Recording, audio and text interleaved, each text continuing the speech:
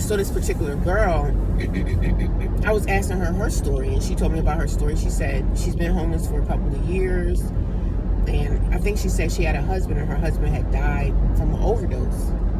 And I was like, oh my God, I'm so sorry about that. I don't want to hear anything like that. You got to be sympathetic to people and everything. And I know she's going through a lot, but sis, I don't come to homeless shelters to hang out and shoot the shit. I don't do that. I come in here to get my life together, get my money, and get out. So she was like, she lost everything. She was like, I don't even have a phone and stuff. I said, well, you got to get it out of the mud on your own, just like I'm doing. And, I didn't say it to her like that, but I said I basically have to get it out of the mud. I said I have a family too that, just turned their back on me. And that's okay. They don't want to help. They don't have to. But I was just trying to encourage her and saying, sis, you got to get up. You can't just lay around here all day. Y'all sleeping, laying around, wanting to be out. Like, she wants to be out. But you don't have a car, so I don't know what to tell you. I don't hang out with people at the shelter. I'm not saying that you can't make friends with someone at a shelter. I'm not saying that. But I'm just saying, like, you can't sit around here and lay in bed all day and think that your life is going to improve. You can't get into a depression mode, because once you get into depression, it can be hard to dig yourself out that hole. So I think she's a decent person, but as far as you asking me about hanging out, and she was like, do you drink or smoke weed or anything? And I'm like, no, absolutely not. No, I don't. But she was trying to dig into my life, and I was being friendly, but now the whole conversation kind of went a different way.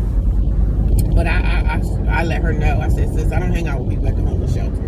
And in my head, I didn't say that to her, but I don't hang out with people at the homeless shelter, because what I see here is a lot of people that's just not doing anything with themselves. You know what I'm saying? And it could be depression. It could be a lot of other things. But the sad thing is, you can't stay at the homeless shelter too long, babe. They're not going to let you stay here long. And the other lady that's below her, she's new too.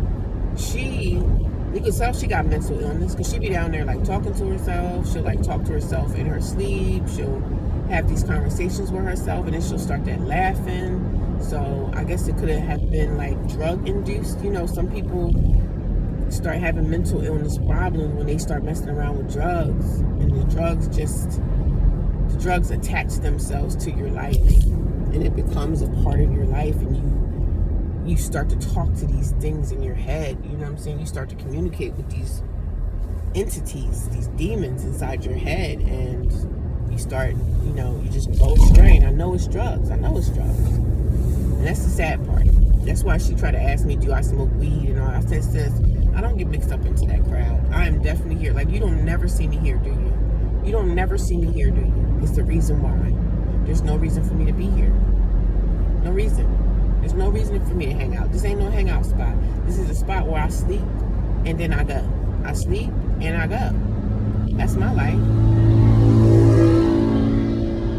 As people figure I'm moving too slow, but I just don't understand. The shelter is only going to let you stay there for like 90 days, and that's like 3 months. They're only going to let you stay for 90. After that, you got to figure it out. They don't care if it's cold out here. They don't care. I'm no one else's responsibility, not even the shelter's responsibility, because we go there to get it out of the mud on our own, and it's hard because the resources are not there like they used to be 10, 15 years ago. You go into a shelter a couple years ago, you stay in a shelter a couple months, they find you housing, boom, boom, boom, you're in. But now it's like, you got to figure everything out on your own. And when you work a full-time job, how do you figure things out on your own when you're working all day? And then when you get off work, the business day is over, so there's no communication with nobody. And then on the weekends, there's no business days. There's nothing open on the weekends for me to have a business day to take care of things. And I'm not making excuses or anything, but it's hard to try to take care of business stuff when you work and your hours are always crazy. And I'm still waiting for jobs to communicate and call me back. I'm still waiting for that.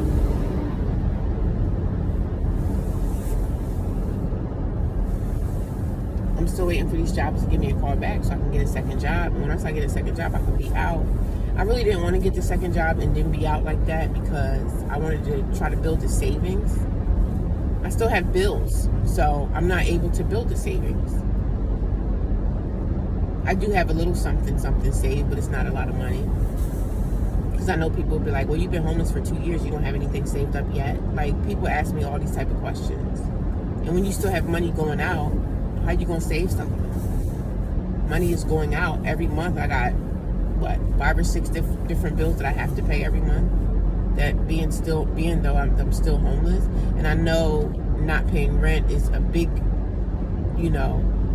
big factor. Hey, you don't pay rent, you should have something saved. I wish I did. I have a little something, not a lot.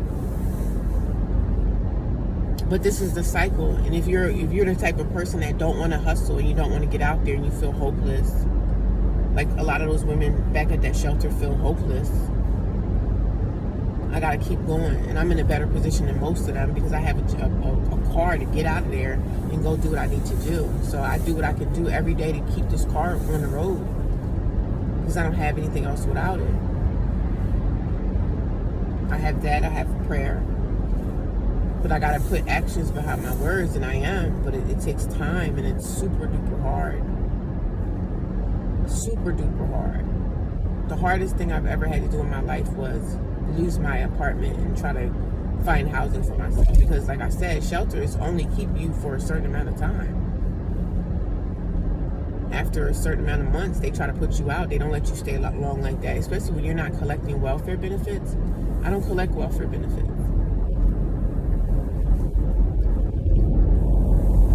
Even if say when I got into the shelter, I was on unemployment don't pay you nothing but like $300 a week. If you got it every 2 weeks, you might get like 4 something or whatever. But they don't pay you. It's nothing. It's no money. You have to survive on 3 and 4 different jobs or get some hustles. If you're not a cook some platters. Do something to hustle. I'm grateful for the position that I'm in life right now, but this is super, super duper hard. Every day is a hardship. But I'm grateful because I'm doing better than most people are. I'm proud of myself too. Yesterday I didn't have any coffee. I had no coffee. None at all. But hopefully while it's Saturdays are not too busy in the morning. Hopefully while we don't have too many cars out there. Even if they do, I'm going to get me a coffee this morning though. And I think I'm moving too slow, so I don't think I'm going to go to the gym this morning. I'm probably going to go to the gym when I get out of work if I feel like it. Like, that's a joke. I'm probably not. I'll probably take my 2 days off. But this lifestyle is not for the weak, man. It's not for the weak. And I would never, ever choose to have this a part of my life ever again. I know now that if anything happens to me in life, I'm on my own. I'm on my own. I don't have the family that I can call on. I don't have auntie. I don't have uncle. I have no one that I could depend on and call and say, hey, can you help me out for like a year? Can I lay on your couch for a year? Or do you have an extra guest room? And I still pray to God for God to send people in my life that I need to assist me along in life. And every time you say you need something, it's not always a financial need. It could be a housing need. It could be a need of, I need someone to listen to me, or it could be a need of, I need support. Everything is not always a financial need. So some people don't understand. It was a lady, somebody yesterday was in my inbox saying, I don't understand why you telling all your business, because my story needs to be told. That's why I tell it. I don't tell all my business, so let's get that straight. I don't tell all my business on here. I tell what I want to tell, and I talk about my homeless journey. I don't talk about, it's a lot of things going on in my life right now. I don't speak about it. You would never hear anything from that situation. Now, maybe after some things that's going on in my life right now, maybe after I've gotten through it, I may tell you in the future. But right now, certain things you don't need to just put it all out there. I'm probably going to be planning on trying to make a book, like write a book.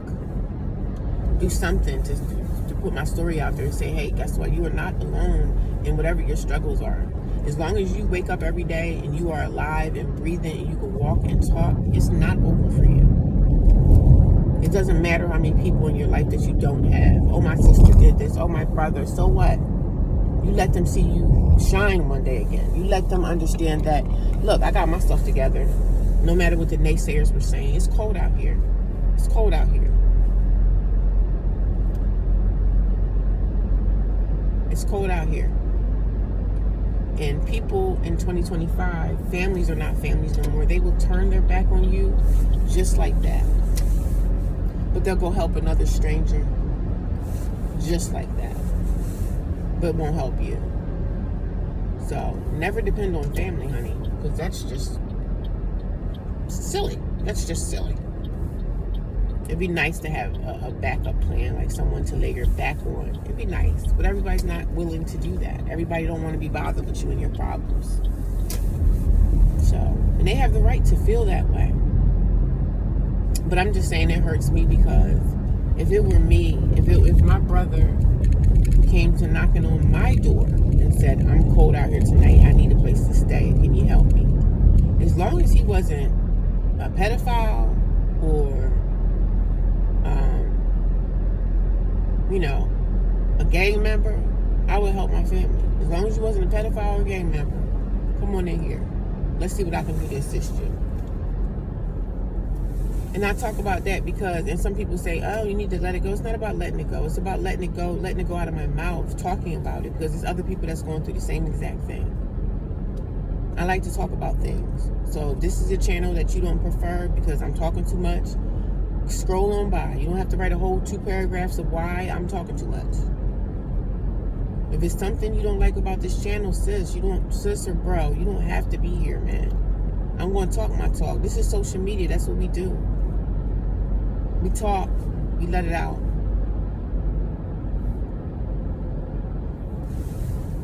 Show love and show support. And just be grateful. I'm grateful. I'm grateful to be at that shelter. Yeah, I'll talk about it. I'm going to talk about my experience, and I'm not going to stop doing that to make somebody feel comfortable. This is a lot. This is tragic for me in my life, but I'm getting through it every day. Every day it gets a little bit lighter. Every day it gets a little bit easier. Every day it gets a little bit lighter. Every day it gets a little bit easier. Even though some days it feel like nothing is moving. But when you feel like nothing is moving, that's when everything is moving. So you gotta think about stuff like that. I'm not gonna get up in a pity party. I'm not gonna have a pity party, honey. Because I'm getting things done, right? What have you accomplished since you've been homeless? I got me a car. I got me some credit cards, and I got my credit score on a decent score. I've achieved a lot in this journey that I'm on.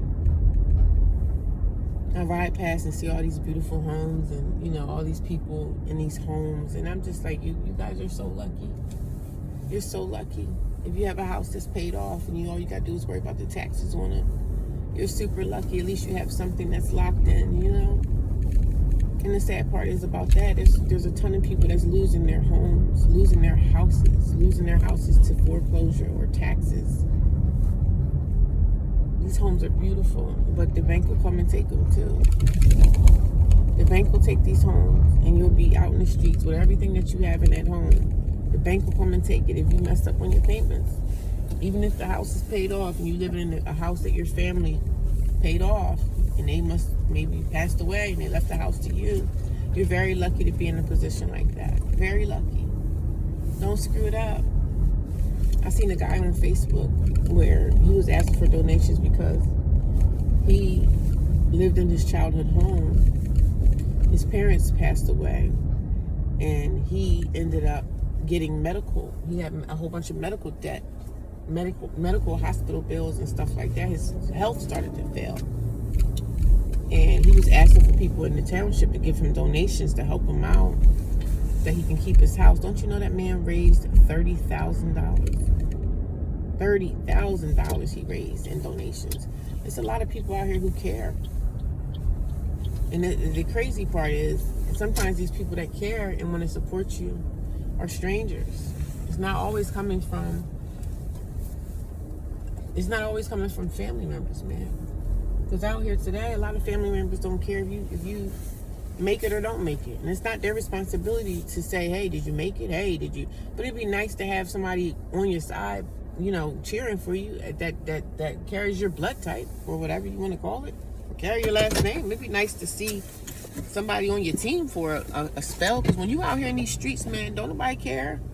But half the time, let me take that back. I'm not going to say don't nobody here care. Because half the time, the strangers are the ones that's going to, the ones that's really rooting for you. And I don't bash people. It's people in my family I do talk to. But I just can't live with. And I had to step back because, they asking me questions about my situation. Why are you asking me questions? So y'all can go run and talk about it? If you're not trying to help me, why do you care about how long can I stay in the place? Like, why are you worrying about that? You're not trying to help me? So you don't need to be asking me no questions about my situation when you're not offering me no, support. You're not going to talk about them. So I'm at Wawa, y'all. I'm going to go get me a coffee. I didn't get me no coffee yesterday. I didn't drink coffee yesterday, which was good for me. It's a good start. I'm trying to cut down on this caffeine. Not the caffeine, child. I'm trying to cut down on,